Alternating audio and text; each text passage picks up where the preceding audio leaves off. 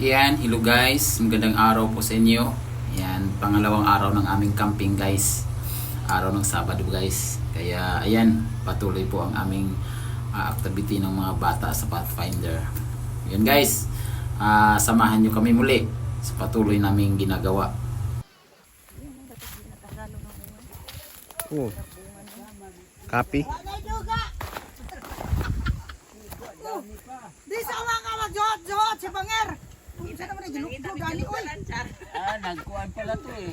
Sabi ni Joji Nag-vlog. na malingki na Nag-reels. mo. Oh, picture. Is na ano. Zero, hindi mamansin. Zera! Pero hindi mamansin. Is na bero. Wala, hindi kayo kilala kay busy yan sa kanilang ginagawa. Ang tatay-tatay nila. Ayan guys, busy si Jira guys sa kanyang activity nila sa Pathfinder. Ayan. So, araw ng Sabado guys, tanghali. So, ayan ang patuloy ang kanilang mga activity. So, ayan guys, napakaganda ng tanawin dito guys. Anong kinakain mo? Kung ano man na yan, subok na mas balangoy na yung kaon. Sarap kayo. Sarap yung sobo. Malunok na na matukan din na. Hindi makatika yan. Kaon gay nagbulat gabi eh, tigas mo eh. Pagawat ka sa kuha. Saka nunok siguro to. Ito guys, activity nila sa hapon ay gagawa sila ng shelter, no, tulugan. So namotor sila ng kawayan guys. Tinulungan ko yung anak ko dito dahil hirap siya, baka tumpahan yung mga damit. Kaya yan guys, ako na yung nagputol ng mga kawayan. Hindi naman lahat, pero meron lang isa na babagsak sa dun sa mga damitan. So ako na ang pumutol. Ayan guys, marami na rin silang nakuha. So nandoon na yun sa kanilang camp area. Ayan, pagkatapos kong tinulungan guys, siyempre sila na nagpapatuloy niyan, putol-putol. Bang bigay niya na nak ni Lola. Bigay ni Mami, come on. Talo ka kanina. Binalikan mo siya. Oo. Talo ka, tawa kami doon, no? Babalik na doon.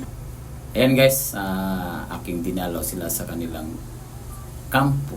Yun, gagawa sila ng nagpuputol sila ng kawayan guys para sa kanilang shelter, no, yung kanilang pahingaan. At nagkukay rin sila guys para pag umulan man hindi sila mababasa sa kanal lang dadaan ng tubig. Naglagay din sila tinatanong ko sila guys kung anong nilalagyan na pulbo. Sabi ko, bakit nilalagyan ng pulbo? Sabi niya para daw sa kati guys. So ayan guys, yung isang anak ko din dito, may isang team din dito na aking nadaanan, isang grupo. Nagkukay din sila sa kanilang shelter, no, kanilang matutulugan mamayang gabi. So mamayang gabi guys, diyan sila matutulog. Hindi ko alam kung nakaupo lang sila diyan, no. So yan, after nun, pinuntahan ko rin yung anak ko dito isa guys, si Jera. Yung kaninang busy hindi kami pinansin. So yan guys, so yung magkalapit lang din naman sila, siguro mga 15 meters ang layo or 20. So yan guys, wala pa silang ginawa guys. Kaya nga sinabi ko dito, pati pa kayo gumawa ng inyong shelter, yung matagawa. Kasi hindi sila pwedeng matulog yan guys, dyan sa tent nila. Kailangan lang gumawa ng isang matutulugan, no. At ayun na nga guys, nasa halim ayo allergy sa camera, nagtinaguan ako. So yun guys, yung temple ng yung tipunan nilang lahat. So doon sila nagtitipon. So ito rin yung guys, binalikan ko ulit yung kuya ko guys, hindi sila marunong magtabas.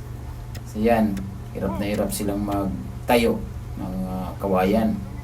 Kasi nga pinupukpok nila yung dulo, tapos yung dulo ng kawayan is hindi matulis. Paano nga babaon sa lupa yun. So yun guys, tinasaan ko yung kawayan. And then pagkatapos din sila bahala dun magpukpok. Basta binigyan ko na lang sila ng guys, instruction kung paano ibaon yung kawayan para maitayo yung kanilang shelter. So yun guys, ang ganda ng itak namin guys. Talagang panlaban yan sa malupitang matigas na kawayan. So ito yun guys, may katabi din sila dito yung So ayan guys, nakapaikot lang sila dito sa temple na yan. yung tipunan nila. Nasa palibot lang sila guys. So apat na unit itong nasa palibot nitong yung tipunan nila, no? So diyan nagtitipon sa araw ng Sabat yung pagsamba dyan, guys, diyan ginagawa. Ayan guys, naglalaboy kami dito kasama ang aking baby at aking asawa. Yan, so para silang mga ano dito, doon niya. Ikot ng ikot. So yan guys, yung mga master guide, si Brother Jerome Mitran, ang master guide. So yun, kami po ay tatawid para mamasyal, ikutan namin yung bawat unit.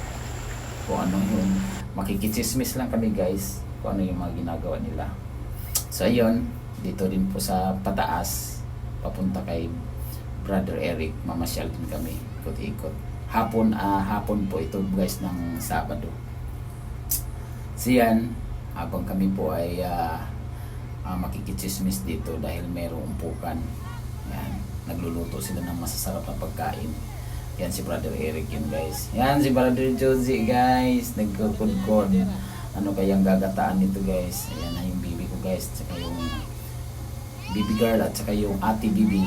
Yan, si Queenie at tsaka si Sibanaya. Yan guys.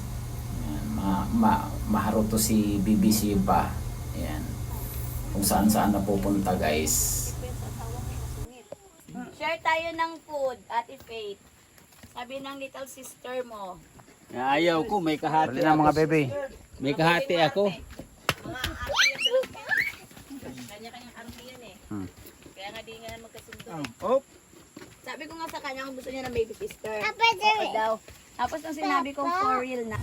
Yan guys, pinapaiyak nila ang baby guys. Kawawa naman. So yan, pinagkakaisahan nila kaya umiyak. So yan guys, kami guys ay palabas, nakita namin ang pagkaganda ng mga dahon guys, fresh na fresh. So pupunta lang kami sa tindahan, may bibilhin lang kami. Yellow guys, nauuhaw na kami. Sarap uminom ng malamig.